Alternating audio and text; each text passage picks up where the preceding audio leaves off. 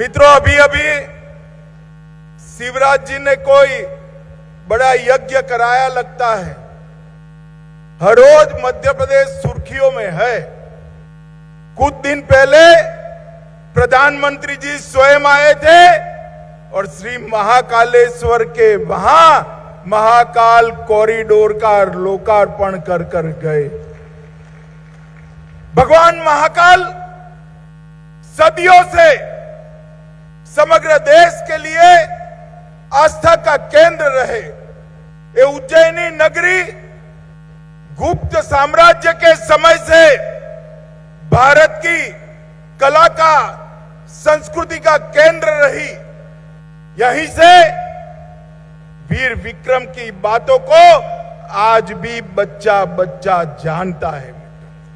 वो उज्जैन में अद्भुत नजारा मैं अतिशयोक्ति नहीं करता।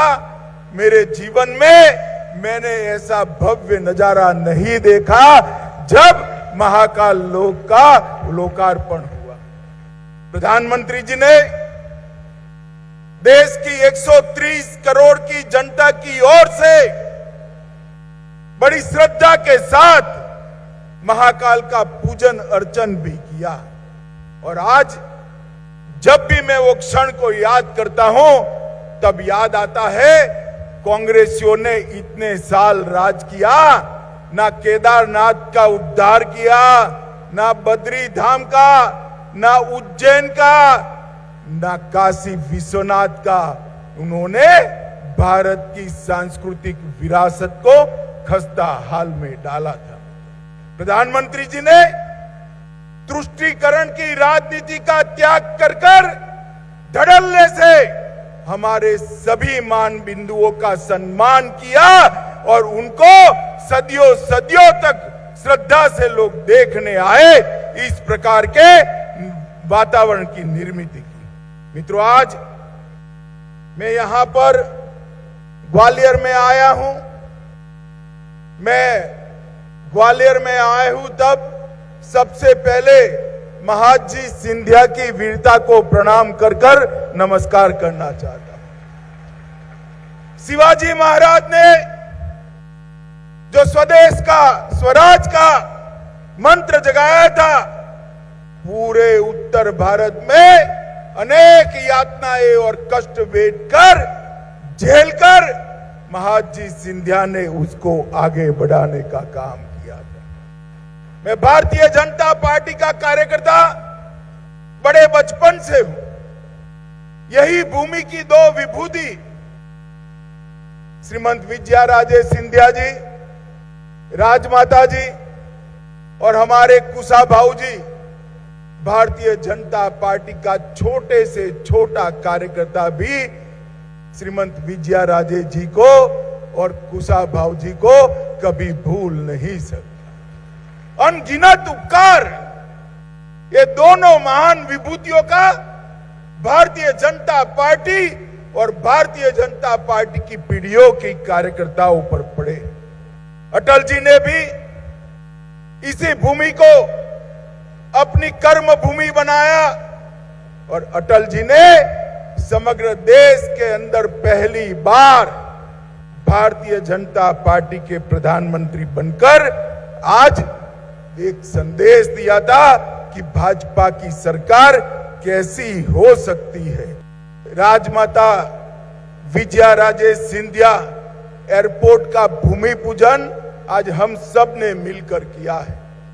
मैं सिंधिया जी को बधाई देना चाहता हूं, क्योंकि जिस शिद्दत से साथ बारीकी से इन्होंने एयरपोर्ट का प्लानिंग किया है, मुझे लगता है देश के सबसे अच्छे हवाई अड्डों में ये हमारा ग्वालियर का एयरपोर्ट होगा। इसके साथ साथ यहां पर कई लोगों को ग्रामीण और शहरी प्रधानमंत्री आवास का लोकार्पण किया गया, उनको घर की चाबी दी। मित्रों, हम सब समझते हैं एक गरीब घर की व्यक्ति के लिए अपना घर एक स्वप्न होता है, और प्रधानमंत्री जी ने चाहे शहर हो चाहे गांव हो, हर गरीब को घर मिले, ये लक्ष्य भारतीय जनता पार्टी की सरकारों के सामने लिखा है। बीच में यहां थोड़ा समय कमलनाथ जी की सरकार आई थी ना भाई, जरा जोर से बोलो, आई थी ना? अनुभव कर लिया ना? हो गया ना? सारी योजनाएं बंद कर दी थी। प्रधानमंत्री आवास योजना के लिए, ना शहरी के लिए, ना ग्रामीण के लिए 4 आना भी नहीं दिया। सारी योजना बंद कर रख दी। फिर से शिवराज जी मुख्यमंत्री बने और आज योजना अपनी पटरी पर चढ़ गई। मैंने आते ही शिवराज जी को कहा, शिवराज जी उन्होंने जो किया वो किया, ये सारी योजनाएं थोड़ी पीछे पड़ गई है, क्या करोगे? उन्होंने कहा, मोदी जी ने कहा है द्रुत गति से करना है, तेज गति से करना है, और जो नुकसान हुआ है वो भरपाई कर 24 के पहले लक्ष्य पूरा कर देना है मित्रों। इसी तरह यहां से चंबल की नदी जा रही है भाई, ग्वालियर चंबल संभाग से ही लाखों करोड़ों गैलन पानी यहां से जमुना जी में, जमुना से गंगा जी में, गंगा जी से बंगाल तक जाता है, मगर यहां हर घर में पानी नहीं पहुंचता। प्रधानमंत्री जी ने एक योजना बनाई, हर घर नल से जल, गरीब से गरीब व्यक्ति के घर में नल से जल पहुंचाने का कार्यक्रम किया। उसको भी कमलनाथ जी ने बंद कर दिया। थोड़ा लेट हो गया, मगर शिवराज जी ने उसको चालू किया और लगभग 4200 करोड़ के काम अकेले ग्वालियर चंबल संभाग में आज शुरू हुए।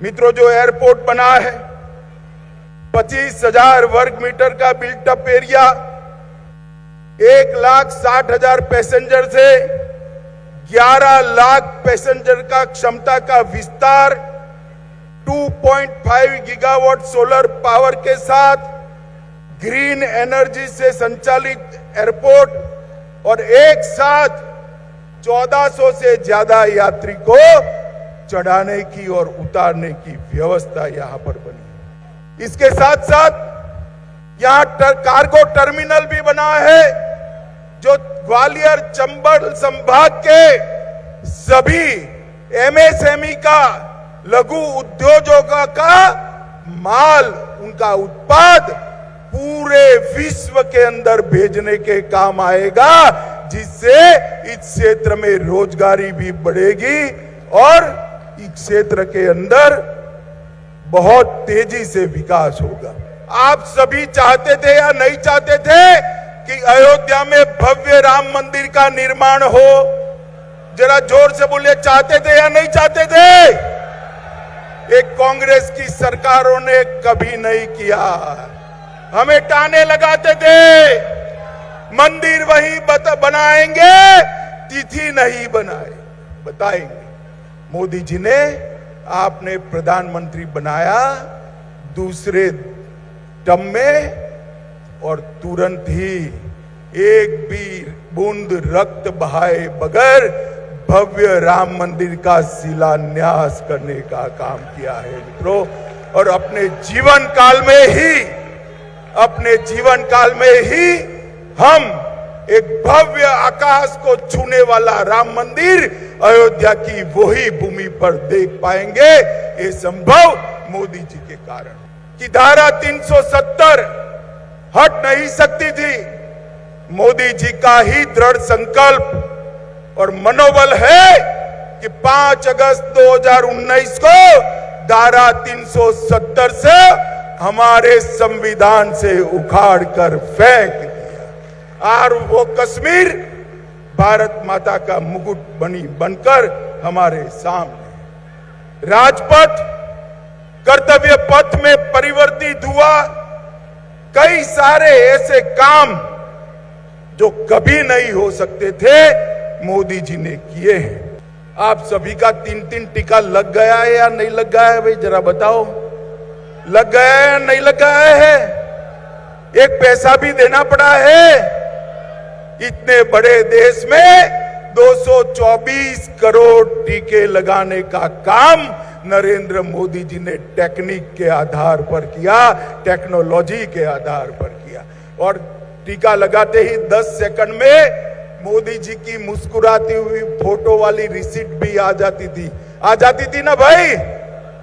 मध्य प्रदेश ने एक बार कांग्रेस का अनुभव कर लिया या नहीं कर लिया भाई? अरे जोर से बोलो, किया या नहीं किया? कैसा रहा? अब फिर से चुनाव आने वाले हैं ना।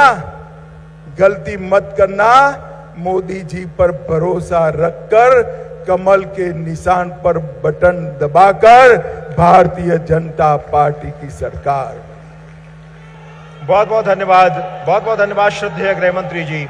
यह ग्वालियर की पुण्य भूमि आपके प्रति कृतज्ञ है। औपचारिक आभार प्रदर्शन के लिए अनुरोध कर रहा हूं मैं सचिव नागर विमानन